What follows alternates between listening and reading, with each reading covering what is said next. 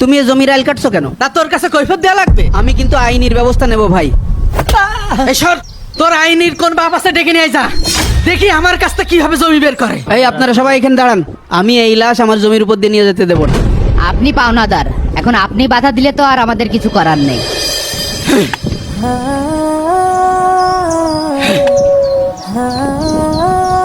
আরে সুলতান মনে আছে জমির আইল কাটছে।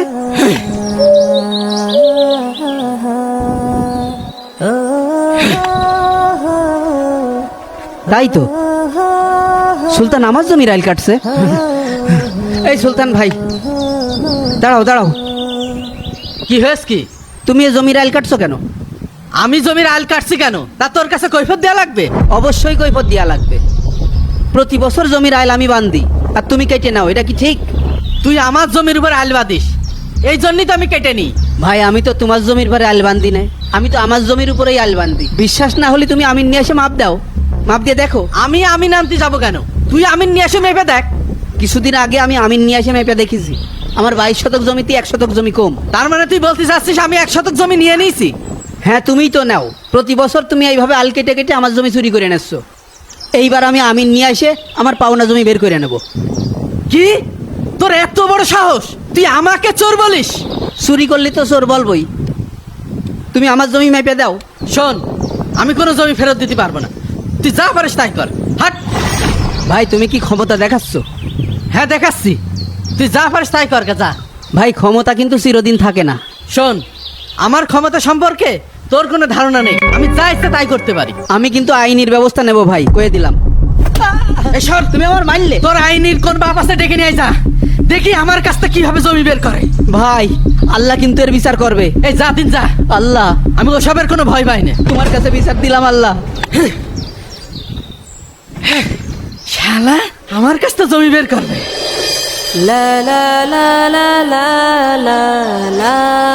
সুলাইমান ভাই, ভাই বাসায় আছেন? কি হয়েছে আজাদ, তোমাকে এত পেরেশান দেখাচ্ছে কেন? ভাই আমাদের ওই সুলতানের তো চেনেন?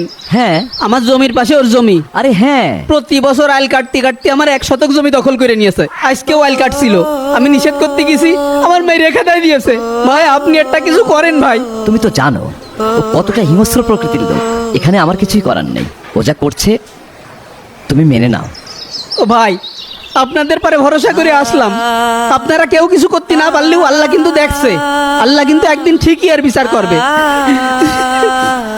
বঞ্চিত মানুষটার জন্য কিছুই করতে পারলাম না, নিশ্চয় আল্লাহ একটা উত্তম ফয়সালা করে দেবেন।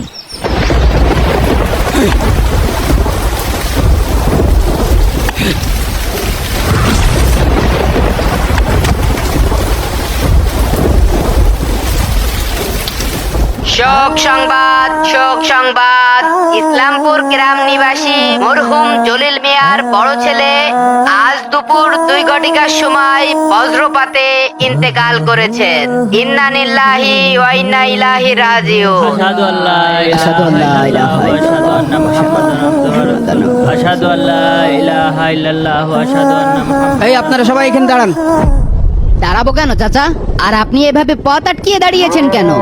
আমি এই লাশ আমার জমির উপর দিয়ে নিয়ে যেতে দেবো না, আপনারা অন্য রাস্তা দিয়ে নিয়ে যান। চাচা আপনি তো খুব নিষ্ঠুর প্রকৃতির মানুষ, আপনার একজন প্রতিবেশী মারা গিয়েছে, আপনার জমির উপর দিয়ে যাচ্ছে, আপনি বাধা দিচ্ছেন কেন? বাধা তো অবশ্যই দেব। এই লোক আমার উপরে জুলুম করেছে, আমার জমি দখল করে নিয়েছে। ক্ষমতা ও অহংকারের জোরে বলেছে পাল্লি ঠেকাতে, তাই আমি ঠেকাচ্ছি, ও ক্ষমতা দেখাক। চাচা মরার পরে কি মানুষের কোনো ক্ষমতা থাকে? আর এখন সে আপনাকে জমি কিভাবে দেবে? আপনার যদি পাওনা টাকা বা অন্য কিছু থাকে আপনি তার সন্তানের সাথে কথা বলেন। তার সন্তানেরা কেউ আমাকে জমি দিতে চায়নি, তারা বলেছে আব্বা জমি নিয়েছে, আব্বার কাছ থেকে জমি নিয়ে নিতে। হায় রে মানুষ, আপনি পাওনাদার, এখন আপনি বাধা দিলে তো আর আমাদের কিছু করার নেই। চাচা যা হওয়ার হয়েছে, সুলতান ভাই তো এখন মারা গিয়েছে, সে তো এখন অসহায়, তার লাশটা আপনি আটকেন না, তাকে যেতে দেন। আজকে আমি যেতে দিলেও কাল কিয়ামতের দিন সে যেতে পারবে না। জুলুম করে অন্যের হক মেরে দেওয়ার কারণে আল্লাহ নিশ্চয় সেদিন পাকড়াও করবেন, কারণ বান্দার হক বান্দা মাফ না করলে আল্লাহ মাফ করেন না। জমি আত্মসাৎ করার ব্যাপারে রাসূলুল্লাহ সাল্লাল্লাহু আলাইহি সাল্লাম বলেন, কেউ 1 বিঘা জমি আত্মসাৎ করলে কাল কিয়ামতের দিনে তার গলায় 7 স্তবক জমি ঝুলিয়ে দেওয়া হবে। বান্দার হক নষ্টকারী, জুলুমকারী এমন অনেক ব্যক্তি বিচারের দিনে বান্দার হক বুঝিয়ে দিতে না পেরে জাহান্নামী হয়ে যাবে। সেদিন কেউ কারোর দোষ ঘাড়ে নিতে চাইবে না, সবাই অন্যের ঘাড়ে চাপিয়ে দিতে চাইবে। তার সন্তানরা আমার জমি ফিরিয়ে দিতে চায়নি, তারা এই জমি ভোগ করবে। অথচ বিচারের দিন তার সন্তানরা তার পিতামাতার উপরেই দোষ চাপিয়ে দেবে। ওই ব্যক্তি কতই না বোকা যে অন্যের জন্য অবৈধ সম্পদ উপার্জন করে রেখে বিচারের দিনে নিজেই পাকড়াও হবে। এই লাশ আটকে রাখা আমার উদ্দেশ্য না, আমি সত্যটা বোঝানোর জন্য এটা করেছি। আপনারা লাশ কবর দেওয়ার জন্য নিয়ে যান।